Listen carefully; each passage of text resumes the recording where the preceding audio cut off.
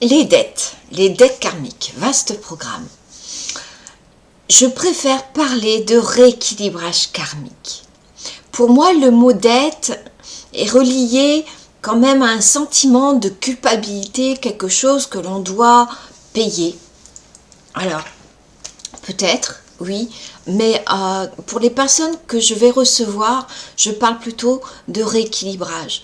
Je préfère amener la personne à prendre conscience de certaines choses plutôt que de parler de dette et de quelque part de lui mettre une certaine fatalité ou culpabilité sur le dos. Donc c'est pour ça que je parle de rééquilibrage. Alors nous avons plusieurs sortes de dettes. Nous avons les dettes majeures qui sont reliées à 4 chiffres et nous avons aussi une possibilité d'avoir des dettes mineures. Les dettes mineures, je vous le redirai dans le cours bien sûr, mais je vous le dis là à l'oral, les dettes mineures ne s'activent que si on les retrouve dans des emplacements particuliers et s'il y a de la répétition. D'accord? Donc les dettes mineures, elles vont s'activer vraiment uniquement quand on les retrouve dans l'emplacement des dettes et ou s'il y a répétition dans le thème. Voilà.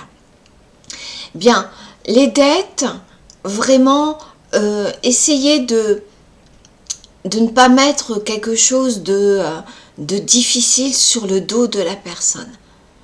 Montrez-lui qu'elle a quelque chose à rééquilibrer dans sa vie, mais qu'elle doit travailler dessus pour avoir quelque chose de lumineux ensuite. D'accord? Si on prend par exemple la dette du 13, qu'on verra tout à l'heure dans le cours, la dette du 13, ça peut être la dette du travail ou la dette de la mort. Eh bien, quand on a résolu cette dette, qu'est-ce que l'on obtient? On obtient la transformation, on obtient la stabilité, on obtient la protection, la sécurité. On obtient aussi la lumière, la naissance, la renaissance. Donc ça, tout cela, il faut le dire à la personne et il faut l'amener vers cela. Donc les dettes karmiques, c'est aussi un élément important dans le thème. On peut retrouver bien sûr les dettes majeures, on peut les retrouver essentiellement dans la date de naissance.